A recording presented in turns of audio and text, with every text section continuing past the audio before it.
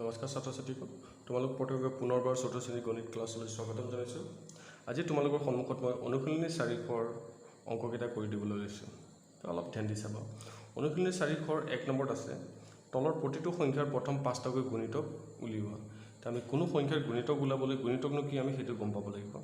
তো গুণিতক মানে কি, যিকোনো সংখ্যাৰ লগত কোনো এটা সংখ্যা পূৰণ কৰি পোৱা পূৰণফলটো হৈছে সংখ্যাটোৰ গুণিতক। তোমালোকে এনেকৈ ক'লে বুজি নাপাবা, মই তোমালোকক কৰাই দি আছোঁ, কৰাই দিলে তোমালোকে অতি সহজে বুজি পাই যাবা। তো মই 1 নম্বৰৰ কটোৱে লৈছোঁ, ক নম্বৰ অংকটো তোমালোকে এটা কৰাই দিলে গম পাই যাবা। চাই লোৱা। এতিয়া আমাক যদি 3ৰ গুণিতকবোৰ লিখিব লাগে, আমি প্ৰথমতে কটো পাতি লৈছোঁ, আমি লিখিম যে 3ৰ গুণিতকবোৰ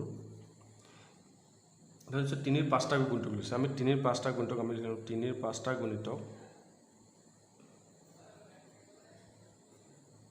একেবাৰে সহজ সমান চিন দিলোঁ। এতিয়া আমি 3ৰ লগত 1 পূৰণ কৰিলে কি হ'ব? 3। 3ৰ লগত 2 পূৰণ কৰিলে কিমান হ'ব? 6। 3ৰ লগত 3 পূৰণ কৰিলে কিমান হ'ব? 9। 3ৰ লগত 4 পূৰণ কৰিলে কিমান হ'ব? 12। 3ৰ লগত 5 পূৰণ কৰিলে কিমান হ'ব? 15। এতিয়া 3ৰ লগত যিকোনো সংখ্যা পূৰণ কৰি পোৱা পূৰণফলবোৰ হৈছে 3ৰ গুণিতক। এইবোৰ নহয় যে মই 1 2 3 4 5 এনেকৈ চিৰিয়েল নাম্বাৰ পূৰণ কৰিছোঁ। তোমালোকে যিকোনো সংখ্যাৰে পূৰণ কৰি পোৱা পূৰণফলটোৱে লিখিব পাৰা। 3ৰ লগত 100 পূৰণ কৰিব পাৰা, 1000 পূৰণ কৰিব পাৰা, 1 লাখ পূৰণ কৰিব পাৰা, 12 লাখ পূৰণ কৰিব পাৰা, যিকোনো সংখ্যা পূৰণ কৰি পোৱা পূৰণফলটোৱে হ'ব 3ৰ গুণিতক। এতিয়া মই ইয়াত প্ৰথম 5টা গুণিতকে লিখি দিছোঁ। যেনে 3ৰ লগত 1 পূৰণ কৰিলে কি হ'ব? 3। 3ৰ লগত 2 পূৰণ কৰিলে 6। 3ৰ লগত 3 পূৰণ কৰিলে 9। 3ৰ লগত 4 পূৰণ 12। 3ৰ লগত 5 পূৰণ কৰিলে 15। এই গোটেইকেইটা হৈছে 3ৰ গুণিতক। ইয়াৰ উপৰিও বহুতো গুণিতক আছে, আৰু কোনো এটা সংখ্যাৰ গুণিতক লিখি আমি শেষ কৰিব নোৱাৰোঁ। আমি তাৰ লগত যিকোনো নতুন সংখ্যা পূৰণ কৰিলে নতুন পূৰণফল এটা পাম। গতিকে আমি গুণিতকৰ কেতিয়াও শেষ নহয়। তে অতি সহজে তোমালোকে গুণিতকবোৰ লিখিব পাৰিবা। আশা কৰোঁ তোমালোকে 1 নম্বৰ কেইটা বুজি পাই গৈছা। ইয়াৰ পাছত মই তোমালোকক 2 নম্বৰ অংককেইটা বুজাই দি আছোঁ, চাবা।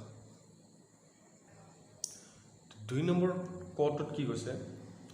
35 7ৰ গুণিতক হয়নে নহয় পৰীক্ষা কৰা। এতিয়া 35টো যদি 7ৰ গুণিতক হয়, তাৰমানে 7ৰ লগত কিবা এটা পূৰণ কৰিলে 35 হ'ব লাগিব। আৰু সেইটো পৰীক্ষা কৰিবৰ কাৰণে আমি কি কৰিব লাগিব? 7ৰে আমি 35ক হৰণ কৰি চাম। 7ৰে 35ক হৰণ কৰিলে কেইবাৰ যাব? 5 বাৰ যাব। 7 5 গুণ 35, আৰু কোনো ধৰণৰ বাকী নাই থকা। অৰ্থাৎ 7ৰ লগত যদি আমি 5 পূৰণ কৰোঁ 35 পাই যাম। বা 7ৰে 35ক যেতিয়া হৰণ কৰিলে আমাৰ একো বাকী নাথাকে, তেতিয়া আমি গম পাম যে 35টো 7ৰ গুণিতক হয়। তো আমি লিখি দিম যে এতেকে 35 7ৰ গুণিতক হয়।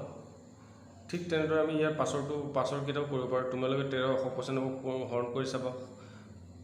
গটোত তোমালোকে কৈছে 194 16ৰ গুণিতক হয়নে নহয় পৰীক্ষা কৰা। 16ৰ 194 হৰণ কৰি চাবা, অতি সহজে তোমালোকে গম পাই যাবগৈ।